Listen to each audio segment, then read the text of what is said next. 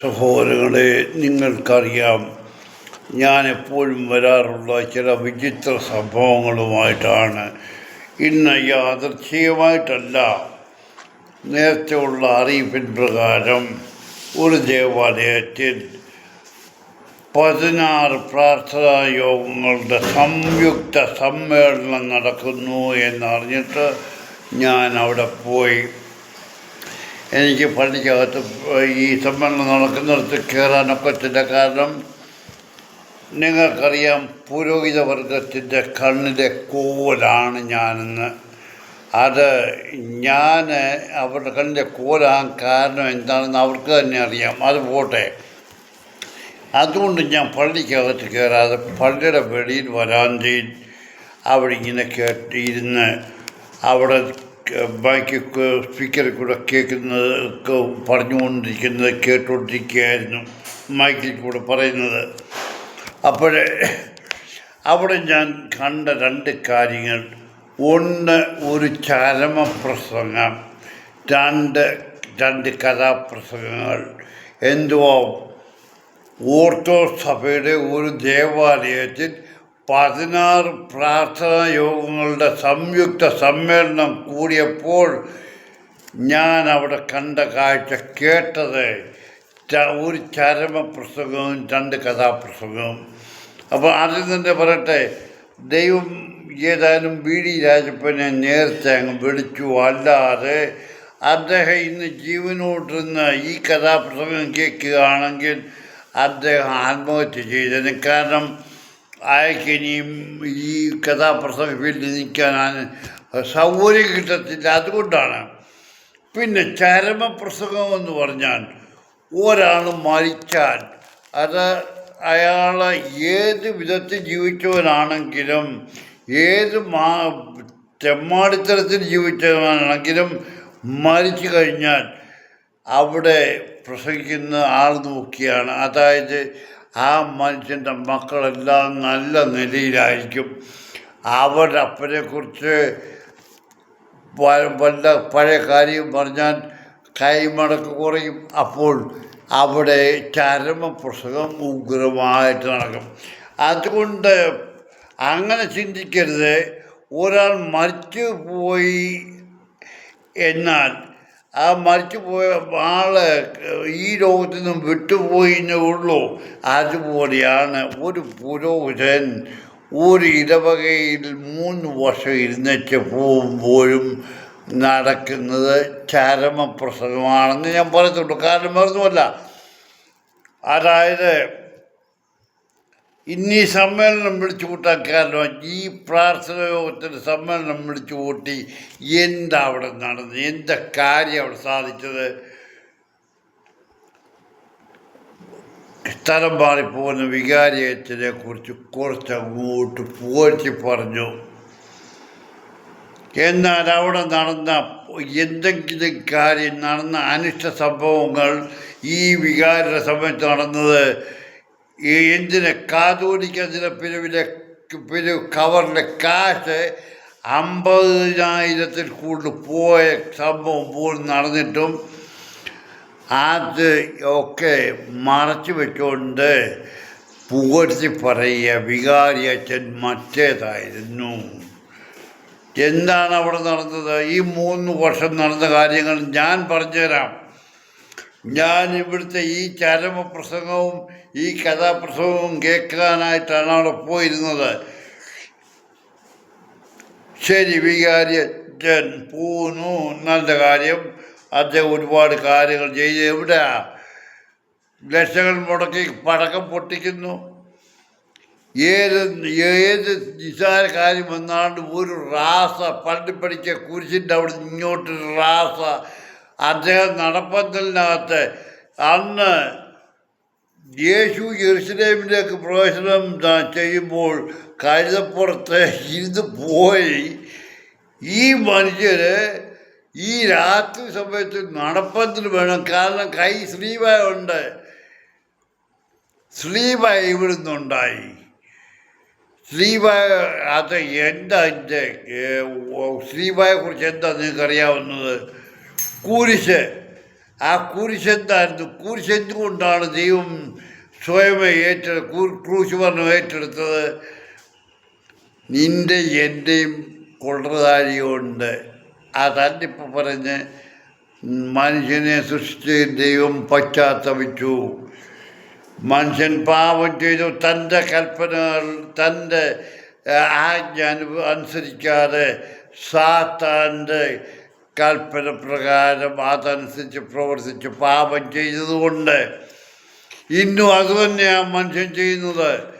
അല്ലെങ്കിൽ ഏതെങ്കിലും ഒരുവൻ എന്നോട് പറയട്ടെ,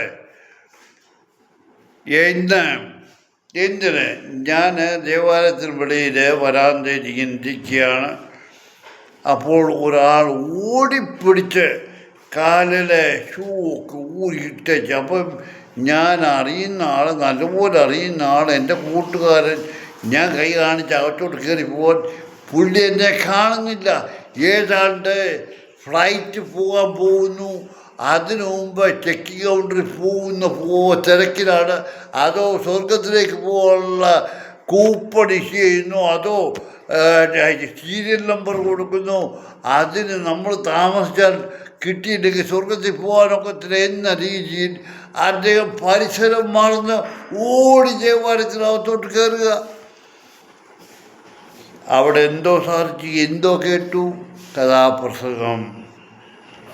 ഒരു മാന്യദേഹത്തെ പ്രസംഗിക്കാനായിട്ട് കൊണ്ടുവന്നു. അപ്പം ചരമപ്രസംഗം നടത്തിയതെന്ന് പറഞ്ഞാൽ ഇടവകയിലെ മാന്യനായ ഒരു അദ്ദേഹമാണ്. അദ്ദേഹം പറഞ്ഞതിനെക്കുറിച്ചൊന്നും ഞാൻ പറയുന്നില്ല. കാരണം എല്ലാവരും പരിശുദ്ധരും നീതിമാന്മാരും ആണ്.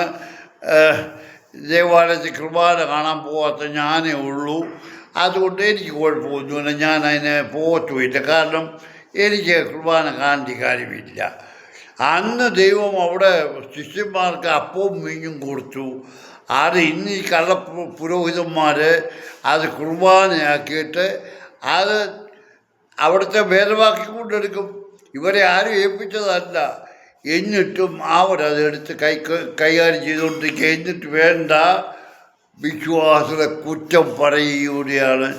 എന്നിടയ്ക്ക് ഈ നാറിയ വംശം വിശ്വാസികൾ അവർ എൻ്റെ ശരീരം ഭക്ഷിക്കുകയും എൻ്റെ രക്തം പാനം ചെയ്യുന്നവനിൽ ഞാനും അവനിൽ ഞാനും എന്നിൽ അവനും വസിക്കുമെന്ന് പറഞ്ഞുകൊണ്ട് പാപമോചനത്തിന് എന്നും പറഞ്ഞ് കുർബാന കൊള്ളണമെന്ന് പറയുമ്പോൾ ഇന്ന് പുത്തഞ്ചാവ് ഇടവകയിൽ ഒരു ദിവസവും കുർബാനയുള്ള ദിവസം കുമ്പസാരിക്കാത്ത മനുഷ്യരില്ല.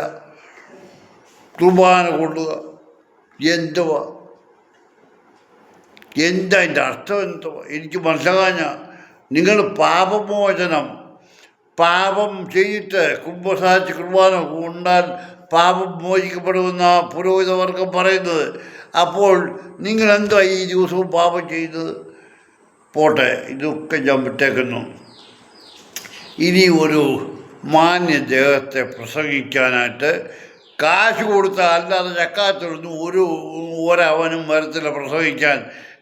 എവിടുത്തെ വലിയവനാണെന്ന് പറഞ്ഞാലും, എവിടെയോ വലിയ ഇടവകയിലെ ശുശ്രൂഷക്കാരനോ ട്രസ്റ്റിയോ വലിയ ഔദ്യോഗിക പവറുള്ള ആൾ, അദ്ദേഹം ബൈബിളിൻ്റെ ഒരു വാക്യം എടുക്കും, പിന്നെ കഥാപ്രസംഗമാണ്. എന്തുവാ? ബൈബിൾ സങ്കീർത്തനം എടുക്കും. എന്നിട്ട് വേണ്ട നമ്മുടെ യേശു യോനായ അയച്ച സ്ഥലം, ആ സ്ഥലത്തെക്കുറിച്ച് പറയുന്നു. എന്തുവാ പുള്ളി പറഞ്ഞതെന്ന് എനിക്കിതുവരെ മനസ്സിലായില്ല. എന്തിനെക്കുറിച്ചാണ്, എന്തുവാ പുള്ളി പറഞ്ഞതിൻ്റെ ഉള്ളടക്കം എന്ന് ഇതുവരെ എനിക്ക് മനസ്സിലായില്ല. അവിടെ നിന്ന് കേട്ടേച്ച് ഞാൻ വിചാരിച്ച പിതാവ്, ഇനി ഞാൻ എവിടെ പോയി ആരോട് ചോദിച്ചത് മനസ്സിലാക്കും? ഇവിടെ കുർബാനയിൽ പുരോഹിതൻ പറയുന്ന കാര്യങ്ങൾ, ചെയ്യുന്ന കാര്യങ്ങൾ എന്നെല്ലാം എനിക്കറിയാം. പുരോഹിതവർക്കത്തെ നിങ്ങൾക്ക് ന്യായീകരിച്ചോ പോരിച്ച് കാണിക്കാനാണ് കാണിച്ചോ. അത് നീയൊക്കെ നിൻ്റെ വീട്ടിൽ നിന്ന് കാണിച്ചാൽ മതി. അത് കേൾക്കാൻ ഉണ്ട് വിഡ്ഢികളെന്നല്ല, പരിശുദ്ധന്മാർ നീതിമാന്മാരുമായ പുത്തൻകാവിലെ ഓർത്തസഭയിലെ വിശ്വാസികൾ ബാക്കി ഞാൻ പറയുന്നില്ല. അതുകൊണ്ട് മക്കളെ, ഇതൊക്കെ നല്ല കാര്യം. പുത്തൻകാവ് ഇടവക്കുക, നന്നായി വരിക. ആ പാവം പിടിച്ച പീലക്ഷിലോ തിരുമേനി പുത്തൻകാവ് പള്ളിക്ക് വേണ്ടിയും പുത്തൻകാവിലല്ല നാടിനു വേണ്ടി പ്രവർത്തിച്ചതും കാണാതെ പോയ ദരിദ്രവാസി പുരോഹിതൻ തോമസ് പി നൈനാൻ വികാരി, അവനും നൈന ഒരു വേറൊരുത്തരും കൂടെ, ഇവരെല്ലാവരും പിലക്ഷിനെ കുറിച്ച് പുകഴ്ത്തി പറഞ്ഞു.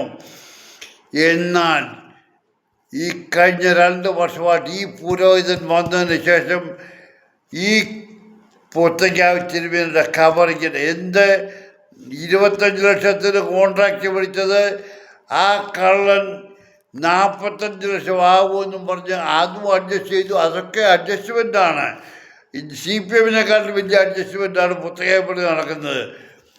45 ലക്ഷത്തിന് പണിയിച്ച കവറിൽ കുരുത്തോലയും കോടിയും കസേരയും മെഴുകിരിക്കാനും കൊണ്ടുവച്ചിരിക്കുന്നു. എന്നാൽ നിനക്ക് നിൻ്റെ വീട്ടിൽ കൊണ്ടുവെക്കരുതോ? അതോ പള്ളിയിലെ വേറെ സൗകര്യമില്ലയോ? പള്ളിയുടെ തട്ടുണ്ട്, പള്ളിയുടെ ഓഫീസ് കെട്ടിടമുണ്ട്, അവിടെ വെക്കാൻ നിങ്ങൾക്ക്. ഈ പരിശുദ്ധ തിരുമേനി അത് ഓർക്കണം. ഈ തോമസ് പി നൈനാൻ അച്ഛനും ഓർക്കണം. തിരുമേനിയുടെ കുപ്പായത്തെ തൊട്ട് കള്ളം പറഞ്ഞവൻ്റെ അനുഭവം എന്തായിരുന്നു എന്നുള്ളത് നിനക്കറിയത്തില്ല. നീ അന്ന് ഭ്രാന്ത് പിടിച്ച് നടക്കുന്ന സമയം, നിൻ്റെ കുടുംബം മുഴുവൻ ഭ്രാന്ത് പിടിച്ച് നടക്കുന്ന സമയമാണ്. അത് നീ ഓർക്കണം. അവിടെ ആ തിരുമേനിയുടെ കബറിലാണ് നിങ്ങൾ ഇതെല്ലാം കൊണ്ട് സൂക്ഷിച്ചു വെച്ചത്. നിങ്ങൾക്ക് വേറെ സ്ഥലമില്ലായിരുന്നോ? കൂടുതൽ ഞാൻ പറയുന്നില്ല മക്കളെ. ഇതൊക്കെ നല്ല കാര്യം. 16 പ്രാർത്ഥനോത്തിൻ്റെ സമ്മേളനം 2 മണിക്ക് പുത്തൻകാവ് സെൻറ്റ് മേരീസ് ഓർത്തഡോക്സ് കത്തീഡ്രലിൽ. എന്ത് നല്ല കാര്യം! ചരമപ്രസവവും കഥാപ്രസവവും.